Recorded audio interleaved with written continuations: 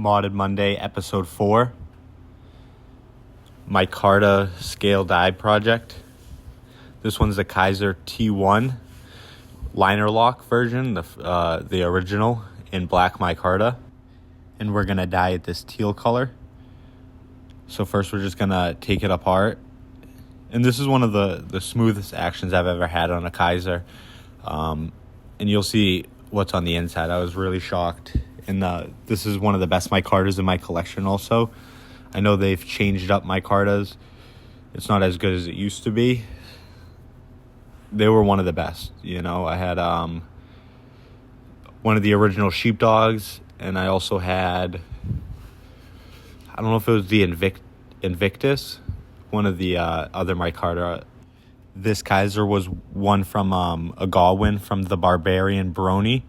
He does a lot of high-end photography and TCal content. And the knife was donated to him from the Knife Nut 69. So I'm sure some of you are familiar with him. You know, so shout out to both of those guys for this. It's one of the best Kizers I've ever had, you know, and it's rivals some of the other knives I have, the TRM, the PM2. It's better micarta than that. It's like Flytanium's micarta, you know, really nice and textured. So when I take it all apart, it was Loctited, so some of it came apart a little harder than the others. Very nice micarta. We end up cleaning it up with some rubbing alcohol diluted with water, just to make sure it's all cleaned out before applying the dye. And this time I did take some video of the dye process, which is something I'm happy about. Got a lot of it on film. What are you guys carrying today? You know, I had this Kizer. I have the TCal Adversary, and I also carry the Max Ace Neptune OTF, which I'm currently planning on selling. So if anybody wants it, probably $100 shipped. I don't really want to carry any more OTFs, and it's just something that sits. I'd rather carry my knives. So if anybody wants to message me on that, you can let me know. And this one, you know, I love color, so I added, I thought this blue would be a great color. And also plan on maybe doing my shaman scales because they're very similar to this black linen. So I think it will probably have similar results, which I'm really happy with. And these are the bearings. I was so shocked. They're like a polymer, really thin ceramic ball bearings. It was crazy. Such good action. It must be really good precision on the pivot. It just really shocked me when I seen that. It was just some standard bearings that you get on some Ozark knives, you know. The pocket clip was a T6, and the rest is T8 construction, which is really nice. These back spacer barrels were a little tough to come out, but they ended up coming out. And the back spacer, I'm not sure if it's aluminum or if it's a steel, but it felt pretty heavy. I was surprised about that as well. And just a well put together knife, you know, for I think retail was probably in the $50 to $70 range. I'm not 100%. This is, like I said, a secondhand knife. But the quality is just something that you don't see as much right now. I feel like a lot of companies start off really good, really high-end quality, and just slowly over time, you know, they're making so many different models. I know the T1 crossbar and top liner lock just came out, and even the grind is a little more...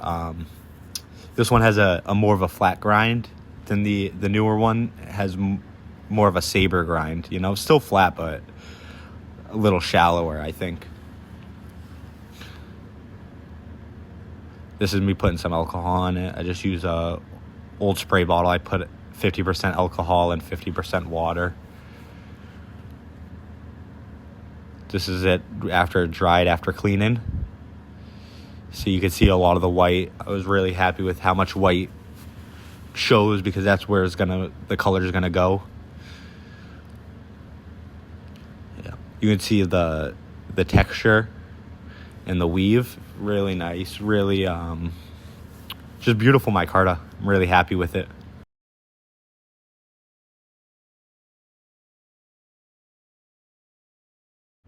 Now we're gonna jump over to the dye. So I used about a quarter bottle and probably 2 cups of water. And I tried doing them both at the same time, and I ended up dropping one in there. So I paused it and got it out of there, and then I did them separately, which is this one. I already took it out. So I did them separately. And I think both colors came out pretty identical. If it was a G10 or a longer dip, it would be better to do them together. But as far as consistency, the micarta just was a quick dip, and it got a nice saturated color. So the color you see here on the assembly isn't true to what the color is going to be, because it still hasn't set fully. So I ended up adding 2 photos of the knife after it fully dyed. So you'll see the color. It's a beautiful teal color. And you can still see the black micarta bits, but amazing color. It gives me Blade Binge dark mode vibes. Yep, so this is just me assembling it. It's all in fast motion, so I don't know if anybody has any tips, if it's good or if it needs to be a little faster or a little slower. Just let me know. I take feedback pretty well. And I appreciate everybody tuning in to see another Monday. Hopefully we'll have different types of videos, maybe steel comparisons. Just been a lot of running around and being busy with still moving some stuff around, trying to find the space where I can set up some of my things. I don't have a place for my grinder yet, and I want to get more tools so I can get more in-depth modding processes, maybe a drill press and a bandsaw would be the next step, I guess. Because I also want to try making my own scales for micarta and probably other materials, carbon fibers.